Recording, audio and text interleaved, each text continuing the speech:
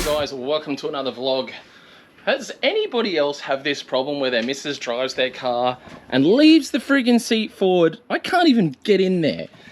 Anyway, today is a super rad day while I move this seat back so I can finally get in the car. We're going to pick up the new car, guys. If you're on my Instagram, you would have kind of seen it already. If you're not on my Instagram, go follow my Instagram. But we are going now all the way out the front of my house to hook up the trailer, and then we're heading down the Gold Coast to Dory Junkie to not only pick up my new, let's say, missile. You would have seen it in the thumbnail anyway, to some extent. But we're also going to check out a super famous car. If you were into your low style drifting in any way, shape or form, or even just an OG, you have known of Hirogachi's, did I say that right, Hirogachi?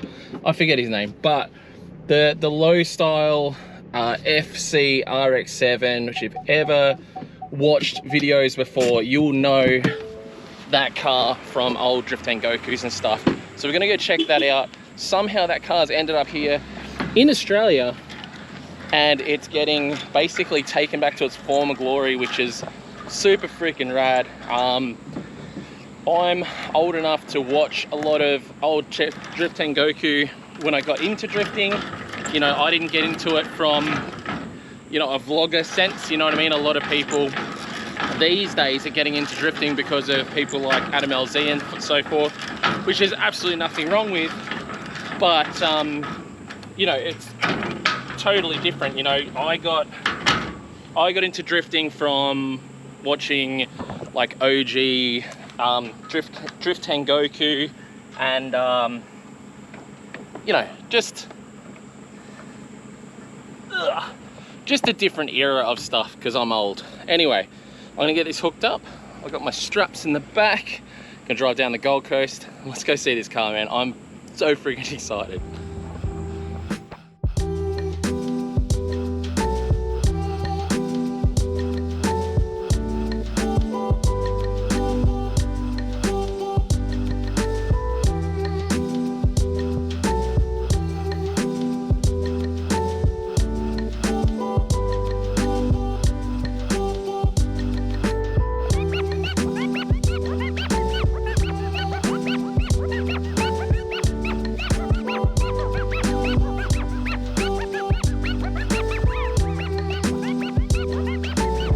So guys, I've had a bit of a phone call with Wifey and Princey and stuff, trying to track back to exactly when we bought this car, because I don't know if I just mentioned, but it's our Ebisu missile. That's what we're picking up.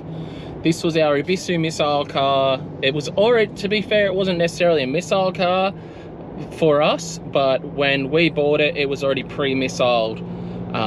So yeah, anyway, we bought this car in July of 2016 at Ebisu, guys, after unfortunately Tiana was driving our Missile 32 and she had a bit of a mishap, and I think it was on school course, but she hit like the inside of a curb and launched the car way up in the air, which pushed the whole rear cradle across, bent the whole chassis, pushed the suspension tower up. Like, it did crazy amount of damage, but the damage we didn't notice, so we went through all of fixing the rear and got the rear sort of pointing the right way, and didn't even notice that the force the impact had broken the engine mounts and put the fan into the radiator a little bit. So we ended up buying a new radiator, new fan.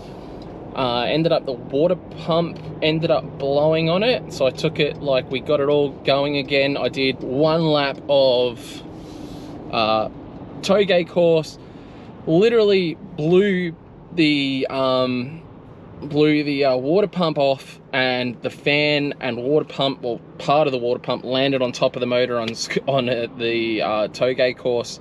So that was that trip, and we went back on a following trip, fixed that car, put a new water pump in, another new radiator, new fan, did everything absolutely right.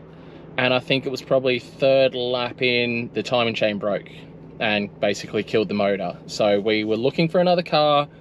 I've put the word out. Friend Sean from back here in Australia hit us up, said he's got this Laurel there, obviously a C34 Laurel's RB25 engine and box, that's perfect, and basically S14 steering and stuff. So like, cool. He wanted $2,000 for it. That was a lot of money for us at the time. However, we actually had some friends from the US, well, not friends, some people hit us up from America that wanted to literally just drive a car for a day and wanted tuition. I think it was a group of like 3 dudes.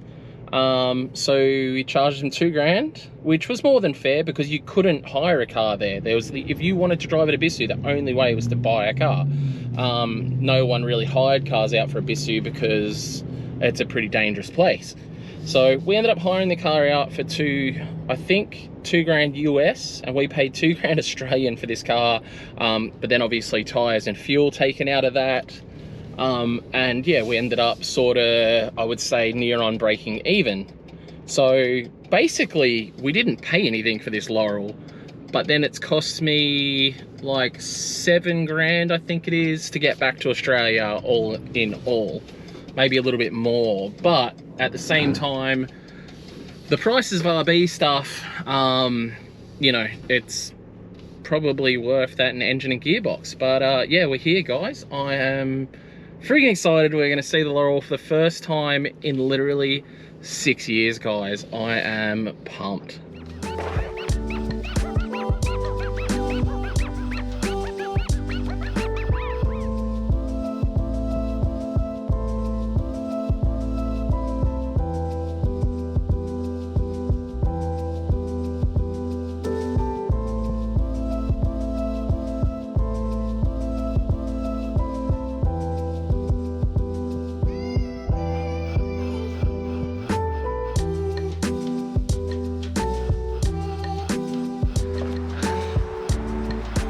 Alright guys, we did it. The car is back from Ebisu. This is crazy. So, like I said, 2016 was the last time we drove this car. I did see it since, but it was too snowed in for me to get the car out.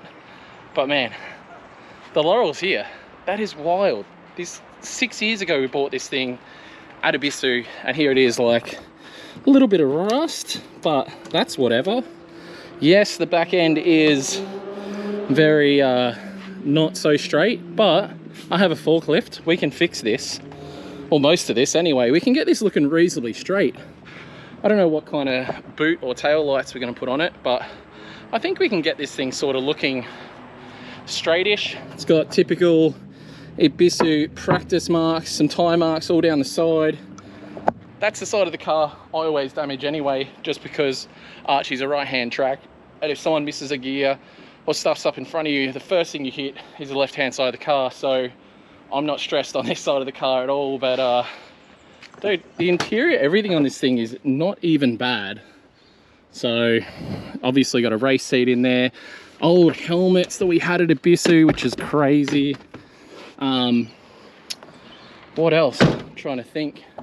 So a C34 Laurel is RB25 engine, RB25 box, and then it's all S14 underneath. So yeah, and if you're keen-eyed and saw any of my posts on Facebook, you might have seen this in the background. Now, I know a fair bit of the history. I've watched heaps of videos and stuff with this car in it. Where did you find the OG skirts from? Did they come with it, or you had them? They came with it, so they're inside the car the whole time. No way. Yeah, so yeah, it was left pretty much intact. Already got it sitting on some Johnnies? Yeah, cut the springs. And so you tell me the history on the car, because I watched Drift Goku. I'm old enough to have like got into drifting from Drift Goku, not from like some YouTuber. Yeah, cool. So I remember this fondly. Yeah. You know, there was the 8.6, the original BN Sports 8.6, which is now in the UK. Yeah, it's been rebuilt as well. Rebuilt as well. And, you know, various other cars over time. But this thing is like the OG slammed big dish, like gangster drift car. Yeah, pretty much, hey? Yeah. So, Stories. Story time. Like this car was found pretty much in a paddock. I think Casey from Shirts Tucked In found it. Took some photos of it. Then... because it was a BN car. Because he wouldn't even necessarily be old enough for that generation, really. would he? He's a bit younger. Yeah, he's a bit younger, but he knows what's up. Definitely knows the car and what's up. And I think a fellow Rob was with him as well. So yeah, they found it originally, and then BN Sports got the car back.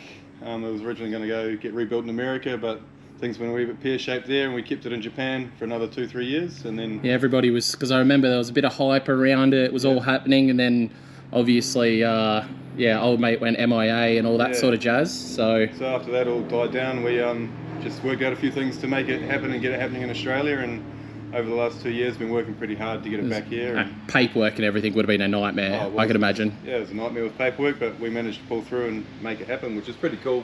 Like at the end of the day, we're going to restore it back to what it was in the OG days. It's hard though, because like honestly, even with it all weathered and like just with some fat boys on it, it looks sick. It does, it's real cool, eh? Are you going to take it out at all, like just obviously engine and stuff freshened up as it is, or are you just going to do the full... No, it'll be a full restore, like down to a bare shell, and then fully rebuild it. And then Haraguchi has mentioned that he would come over and drive it. Hell yeah! When we restore it, or That's once we finish, so that'll be quite cool. So yeah, looking forward to having him come over, do a wee bit of an event there, and yeah, get him back in his car that he was famous for. How long's it been? Oh, since early 2000s, so maybe 2002 or 3. So That's probably wild. 20 years, you know. So of this basically sitting, and yeah, we got it running in Japan as well. So back with the Lifestyle Heroes days. Yeah. So the engine in it now runs? Yeah, it all runs. Everything's good. Sick. We just got to top it up with the oils at the moment, fluids again since it's been transported, and then it'll be good to go. Yeah. So you guys would have saw me me and Gin just absolutely struggle then to get the Laurel onto the trailer. So obviously it went in a shipping container. To ship it, absolutely every bit of oil needs to come out of the car, even the brake fluid, which I didn't even know the brake fluid had to. So that's it's a good thing, because I need to put fresh stuff in it before we go drive it. It has literally been sitting since 2016 mine, and this, well, you had it driving in Japan a little bit, but it's still been a long time. It would have been, it needs it. Rotaries will live. You just got to love them. You got to take care of them like anything else. They're no less reliable than an SR, probably. No, they're pretty reliable. All the ones in Japan I've seen that have been left for ages, then started after a long time, go for gold for a long time to come. Yeah. So. Well, they don't go too hard on them, really, do they? It's just a basic tune-up, turbo, couple of extra injectors and that sort of jazz. But yeah, so we had to get absolutely everything out, so I couldn't fire the Laurel up and drive it on. However, at Ebisu, the guys from Power Vehicles did fire it straight up, drove it up onto the tow truck, and I'm guessing they probably drove it off the tow truck down in Saitama. Saitama is where we got dropped off at BN, and we drove it off there, then drained everything and put it in the container. So my car's been at BN. Did they make a BN kit for Could you imagine? A BN kit for a C. Nobody really makes anything for a C34 Laurel. They are sort of the ugly duckling in between the C33 and the C35. Yeah. But mechanically, they're really good. I guess they're like a 33. Yeah. But everyone's sort of grown to love 33s. No one really... there's a small following for C34s, so...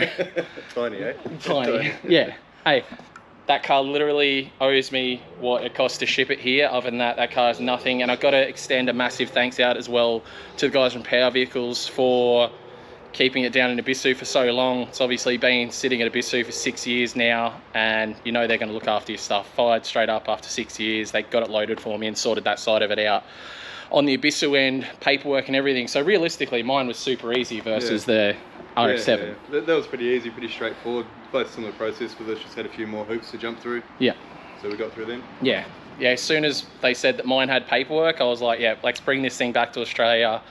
And I only got 1 day. I think 2 days we drove this car in Japan, and because the very first day we owned it, we had it rented out, and then we drove it for 2 days at Ebisu. I've never even bought new tyres. I've never even bought a pair of tyres for this car. We literally threw fuel at it.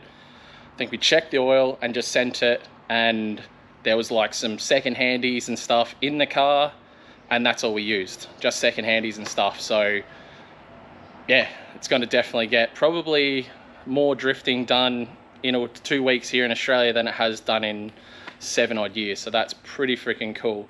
Anything else interesting going back to this thing? Yeah. So we need to know? This car, we're going to be obviously restoring it, but the whole restoration progress we're going to be putting up on the Drift HQ YouTube as well. So if you jump across there, follow that, and keep up to date with what's going on with the RX-7. So we'll look up just Drift HQ Australia, or is it? Drift HQ Australia. Yep. So jump on there and you'll see uploads coming up of this car starting, I think, this weekend. There'll be a bunch coming up. And then a bit of information about it. What wheels did Haraguchi run on his? I can't remember. Like there was some Equips, some VSKFs, and there was another big blingy chrome pair of VIP looking wheels he had on at an auto salon once. Yeah, I'm trying to think. I do remember seeing some. Were they Cransy or something? Crans? No, there's I can't like your sort of 8-spoke crayons. I forget what they're called. Big chrome looking things, but predominantly either way, Equips and big dish, big chromies, all that sort of stuff. Can we? I'll just have a. Yeah. Oh, sorry, no different to any normal one. The floor's all punched up a bit. Is that? It looks like it's punched up a bit. Would have had to be. Possibly, yeah. It's got the Japanese fuel smell. If you guys know it, it's distinctive. The Japanese fuel smell, it's sort of tangy versus ours. Definitely, hey. If you're into sniffing fuel, guys, try the Japanese flavour. It's different. So probably OG Nardi on it from way back. Yeah, it's all OG. Yeah. The only thing that's been changed is the front seat because it had none in it when we started playing with it. So yeah. we put that in there, and then yeah, it's all OG as. Yeah. All the Grady gauges along the front, really rad. Over the cluster gauges as well. Only half gauge? Only ever had a half gauge? That's all it ever had. That's all you need back then. This is D1 comp spec car. D1. Oh, it was too? Yeah. Holy crap. Back in the day. You say back in the day, but it was like 20-ish years ago? 20 years ago. It was like and this thing was like pretty much in its prime. Drifting was in its prime, let's face it. It's when all the cars looked friggin' amazing. You know, it wasn't uncommon to have like a slammed cool competition. That did. That's actually amazing. Go. Yeah. Perfect. So it's probably had a couple little bingles. Yeah. I definitely remember, I've definitely seen clips. There's a really cool clip from Bihoku with it going off and just blowing all the kit off, which was very typical for BN Sport stuff. Cars to just... It's all steel wide body as well. Yeah, right. So yeah, Haraguchi's would have made this himself, which is pretty cool. And it's held up. Yeah, obviously, it's still there. Still there, solid as, so that'd be cool. Yeah. Can we look under the hood? Under the bonnet? Do a quick wee shot of that, yeah. Wee shot? Like because it's going on your channel? No. No? Well, it will be, yeah. Let's quickly... Alright, had to quickly switch cameras because my other camera overheated. Guys, if you have a GoPro 10, just, I don't know, they freaking suck. They just overheat all the time. But under the bonnet, like I said, you'll see this on my channel here before their channel, but definitely go check out their channel for everything, obviously more in depth, because if you're watching this tonight, which is, what day is it? Wednesday? Wednesday, yeah. Yeah, I just edited this, so you guys are seeing it now. But as it was, huh? Pretty much. This is how it was. Nothing has changed. What turbo? Apexi or what is that? KKK. So nice little spoolie boy. Basic, super basic. The extra injectors up in there. So cool, man. Just got two oil coolers, one feeding the other, and yeah, some of the parts on this RX-7 are like pretty good condition for RX-7 parts too. Yeah. So yeah. Yeah. It's actually surprisingly good condition, man. I think people are going to be pretty pumped because I think a lot of people are probably under the impression that it's just a wreck. Yeah, no, it's being really that good condition. It was found in a paddock, but like even along here, like it's solid. There's like even in the sills, everything looks pretty freaking good, man. Like I think even here that just looks like it's just surface. Yeah, it's really good. Like it's obviously had the bonnet go up at one point, but standard. Yeah. That's normal. But even the seals and everything, man. Yeah, like seals are pretty good. Around here, it's like mint, man. Yeah. For it being left out in this paddock as well, like getting sun on it every day for 20 years. Yeah. Really is that painted on? Oh, yeah. Oh no, I thought it was painted on. I was like, oh, that would be super rad. Yeah. But man, this is going to be freaking cool to follow, guys. So Drift HQ Australia, go follow the YouTube channel to have a gaze at this thing. It's going to be pretty cool, and hopefully you get a big enough muffler so you can bring it out to Archie. So we got plenty of rotaries. They can get under. They can go under, but yeah, very cool. And yeah, look forward to seeing more of it. I'm going to take this home and I have to go via somewhere and buy oil, filter, brake fluid. I'll have to diff and box obviously as well. Exactly. Be a new car. Yeah, fresh as. Well, if you're watching this now, guys, come out to Archie on Thursday night because I don't see any reason at all that I won't have this out there. And I could probably use the wall at Archie because if you look at this, the back end's actually bent across this way. if I strategically smack the back end on this side against the wall, I should be able to straighten the back up. So that's my plan. I think I'll do that before I start straightening it with the forklift and making it semi-nice. So yeah, let us know what you think of the Laurel and the BN car's sick. But let us know what you think, and if you're excited to see some absolute full send stupidity in this car. And if you've got any idea on what sort of, I've been considering the whole like a front and a rear swap onto this car. It's been a small idea, you know, possibly getting the front or rear off a different car and making it fit, because just like a Skyline, like the fuel tank's back there, so there's nothing, there's from here back there's really nothing, so we could chop the whole back off and put a different back end on it. And then the front, the guards are kind of good up to a good chunk of the way, so you know they're good. Well, this one's not as good, but we could definitely do a potential front swap and a rear swap on the car to make it look interesting for a bit. But I'm pumped, guys. I hope you are. Thanks heaps for watching. See more of this car in tomorrow's vlog. Peace out.